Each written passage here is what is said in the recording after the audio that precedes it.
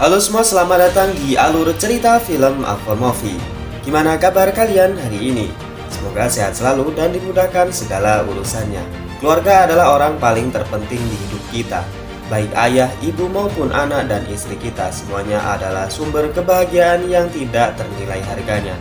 Sekaya apapun orang tersebut, jika keluarganya direnggut secara paksa, sudah dipastikan ia akan sangat marah dan menuntut balas perbuatan tersebut. Kisah ini tertulis di film yang berjudul The Tracker tahun 2019. Disutradarai oleh Giorgio Serefani, dibintangi oleh Dolph Lundgren, Anna Falchi, dan masih banyak lagi aktor terkenal lainnya. Mengisahkan perjuangan seorang bapak yang menuntut balas kematian anak serta istrinya yang sebelumnya diculik sekelompok orang. Ya udah, tak usah berlama-lama lagi, mari kita masuk ke filmnya. Semongko.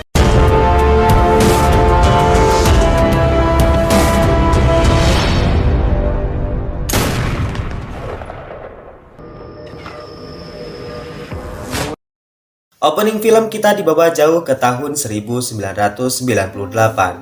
Seorang anak kecil bernama Aiden Hackensen sedang berada di hutan bersama dengan ayahnya berlatih menembak dan berburu.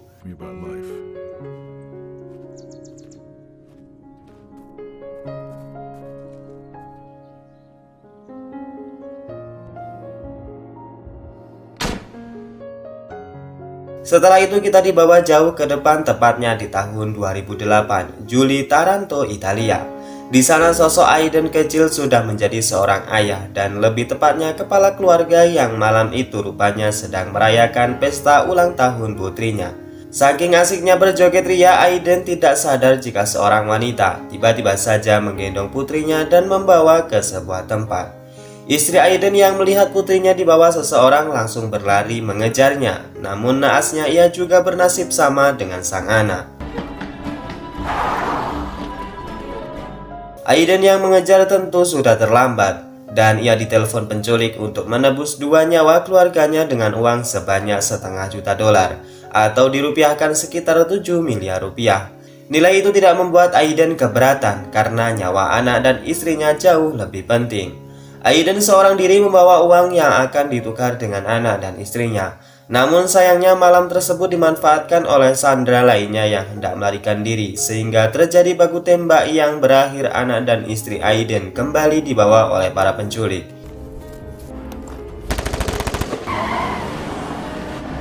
Sayangnya istri Aiden yang terus memberontak di dalam mobil terpaksa disumpal oleh sebuah kain yang menyebabkan shock dan gagal jantung. Dan dapat dipastikan keduanya akan dibunuh karena transaksi ini sudah gagal. Benar saja, seorang detektif yang bernama Giordano menemui Aiden dan mengatakan jika ia dan anak buahnya telah menemukan anak dan istri Aiden dibuang di sebuah hutan dalam keadaan tanpa nyawa.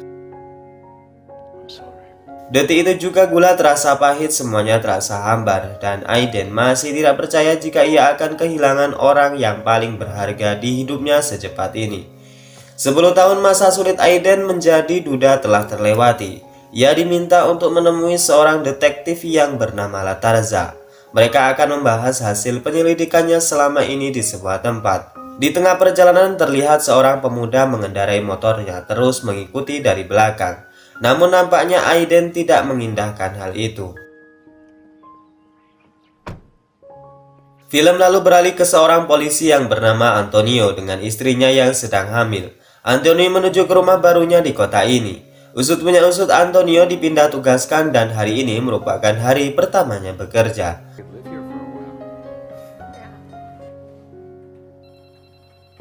Seorang atasan yang bernama Sartori terlihat langsung memberikan banyak dokumen penting yang harus segera ditangani oleh Antonio.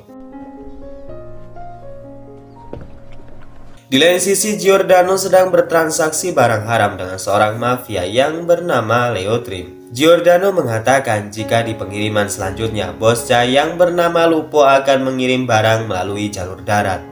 Dari sini kita tahu jika Giordano merupakan polisi kotor yang bekerja sama dengan gembong narkoboy bernama Lupo.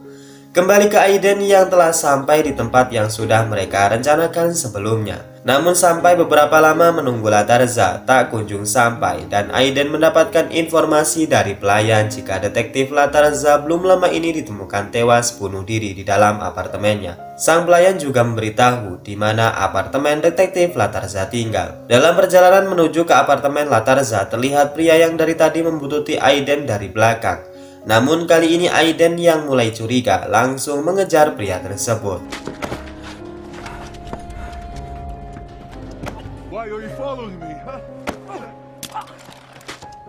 Setelah kejadian tersebut, Aiden membawa barang bukti pistol pria tadi di kantor polisi.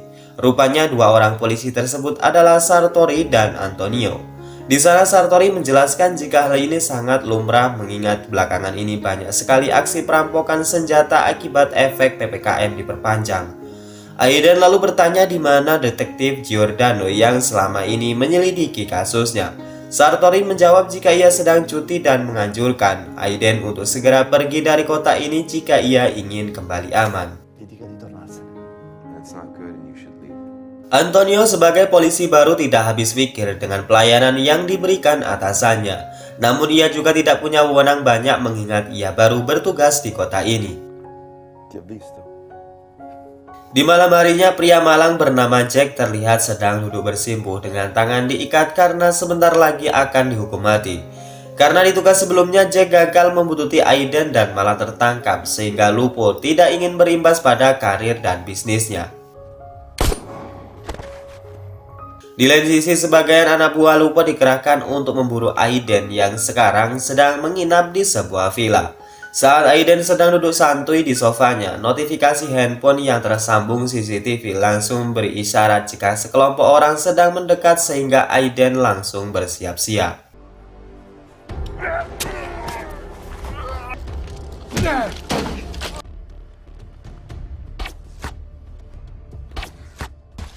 Dengan menggunakan sniper, Aiden yang mudah membunuh seluruh anak buah Lupo di balik kegelapan.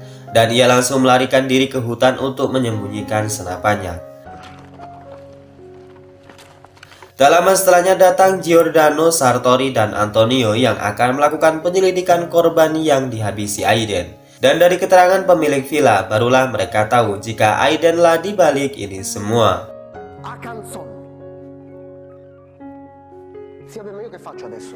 Berlanjut, ternyata Aiden menuju ke apartemen detektif Latarza. Di sana ia mendapat sebuah fakta mengejutkan karena menurut analisisnya, Latarza tidak melakukan bunuh diri.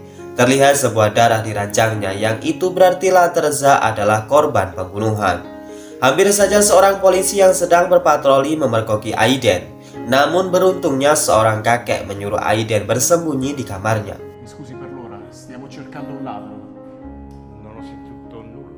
Usut punya usut, pria tua ini bernama Ray Martin. Ray mengatakan jika kematian Latarza persis di malam di mana setelah ia menghubungi Aiden kala itu. Ray menduga jika Latarza dibunuh karena ia terlalu banyak mengetahui kebusukan dan kasus-kasus di kota ini. Ray lalu memberikan sebuah petunjuk hasil kerja keras Latarza memetakan setiap kasus yang menyangkut kematian anak dan istrinya. Terlihat sebuah foto yang memperlihatkan Giordano sedang bersama dengan seorang mafia yang belum diketahui identitasnya. Ray mengatakan kepada Aiden jika di kota ini penuh dengan polisi korup dan mereka juga tidak bisa membedakan mana polisi dan mana mafia karena memang sudah saling bekerja sama di dalam bisnis kotor. Aiden pulang dan keesokan paginya ia kembali mengambil senjatanya dan mencegat mobil yang sedang dikendarai Giordano. Aiden membawa Giordano ke sebuah tempat terpencil di atas bukit. Di sana dalam keadaan tangan terborgol, Aiden memaksa buka mulut siapa orang yang berada di foto bersamanya. Awalnya Giordano tentu tak mau berbicara, namun setelah satu timah bersarang di kakinya, Giordano mengatakan jika itu adalah bosnya yang bernama Lupo, seorang mafia yang menguasai pasar gelap dan pasar narkoba hampir setengah Italia. Di sini Giordano juga mengatakan jika orang di balik tewasnya anak dan istri Aiden adalah Lupo dan anak buahnya. Aiden bertanya di mana markas Lupo dan anak buahnya. Karena tak ingin kedua kakinya pincang, Giordano mengatakan jika Lupo saat ini berada di markas tersembunyi di daerah pegunungan Sangallo. Setelah mendapat cukup informasi, Aiden lalu meninggalkan Giordano dalam keadaan terborgol dan Aiden pergi dengan mobil yang digunakan Giordano. Tak lama setelah Aiden pergi, Giordano berhasil melepaskan borgol yang mengikat tangannya lalu menelpon Sartori untuk menjemputnya. Di dalam kantor sendiri, Antonio yang sendirian bekerja menemukan sebuah berkas-berkas yang dulu diselidiki oleh detektif Laterza. Di sana banyak informasi penting dan dengan diam-diam Antonio memotret seluruh berkas tersebut.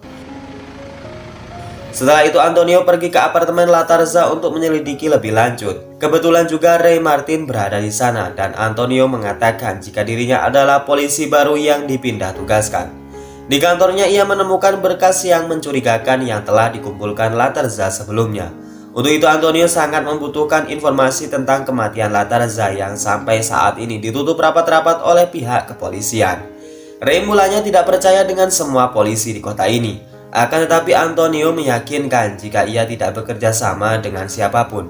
Mendengar hal itu, Ray menunjukkan informasi yang telah dikumpulkan Laterza. Ray juga mengatakan jika sebaiknya ia membantu Aiden yang sekarang sedang memburu seorang mafia di sebuah daerah Sangallo.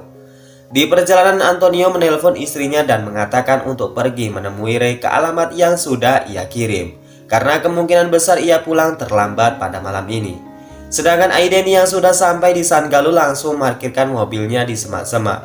Ia langsung bergerak untuk melakukan pengintaian di markas Lupo yang dijaga banyak oleh anak buahnya. Namun apesnya karena terlalu fokus mengintai, Aiden tertangkap oleh seorang penjaga yang sedang berpatroli. Dan terlihat Aiden yang pura-pura menyerah berhasil membalikkan keadaan. Dari kejadian tersebut, Lupo dan anak buahnya menjadi tahu jika mereka sekarang dalam ancaman Aiden. Lupo memerintahkan anak buahnya menculik putri Giordano untuk dijadikan sandera sebagai hukuman pengkhianat. Di lain sisi, Giordano yang sedang mengobati luka tembaknya di rumah sakit mendapati foto putrinya yang sedang disandra oleh Lupo dan anak buahnya. Lupo menginginkan Giordano datang untuk membereskan Aiden jika putrinya ingin selamat. Aiden yang terus mengintai sampai larut malam tak sadar jika posisinya saat ini sudah diketahui oleh anak buah Lupo. Dan kemudian dari jauh suara tembakan terdengar. Rupanya itu adalah Antonio yang sudah menyelamatkan nyawa Aiden.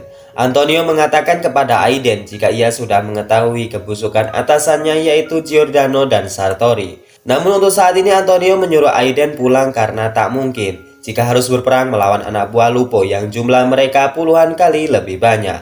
Aiden mengatakan jika ia tak akan pulang sebelum ia berhasil menghabisi Lupo sebagai balas dendam atas kematian anak dan istrinya. Mendengar hal itu, Antonio tak bisa berbuat apa-apa dan memilih untuk membantu Aiden. Dari gerbang depan terlihat Sartori dan Giordano yang datang ke sana.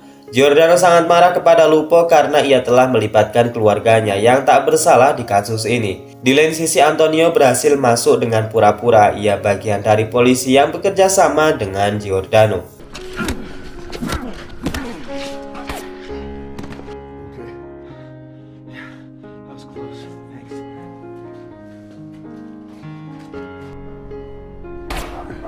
Setelah melumpuhkan beberapa penjaga, Antonio dan Aiden berhasil memasuki ruang kontrol yang terlihat Mariam, anak Giordano, disekap di sebuah gudang. Mengetahui hal ini, mereka lalu berpencar dan bergerak cepat melumpuhkan satu persatu anak buah Lupo. Antonio memasuki ruangan amunisi dan ia mengambil beberapa granat untuk ia ledakkan di saat posisi tersudut nantinya.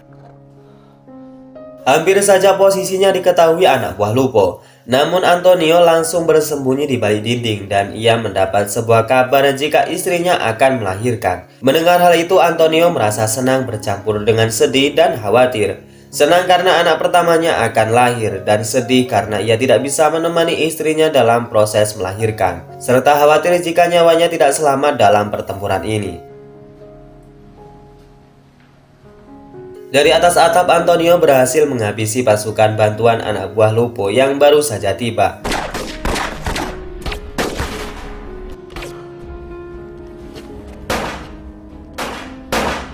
Selain itu, ia juga meledakkan tempat peracikan narkoboy milik Lupo dengan granat yang sudah ia ambil sebelumnya.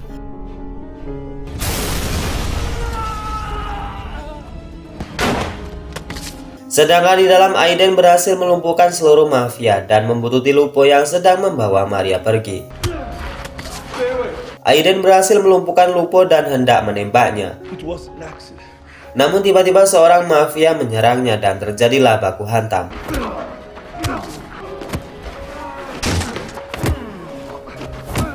Pistol Aiden yang terjatuh digunakan Lupo untuk menembaknya, namun tiba-tiba Antonio kembali menyelamatkan nyawa Aiden. Setelah mereka menghabisi para mafia lainnya, Maria dibawa keluar untuk menemui ayahnya Giordano. Meskipun rasa dendam di hatinya masih membekas, Aiden tidak membunuh Giordano. Ia tahu bagaimana rasanya kehilangan orang yang sangat berharga di dalam kehidupan.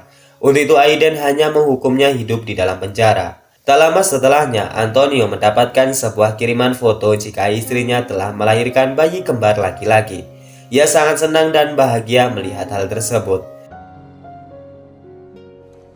Di akhir film kita diperlihatkan Aiden yang berpamitan untuk pergi dari Italia dan berterima kasih kepada Antonio yang sudah membantunya menguak dalang pembunuhan anak dan istrinya.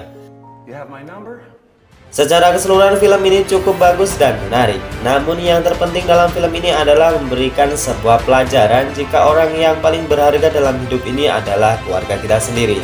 Ketika teman, sahabat, bahkan kekasih sekalipun tidak bisa menerima dengan kekurangan kita, maka yakinlah jika hanya keluarga yang mau menerima apapun kekurangan tersebut.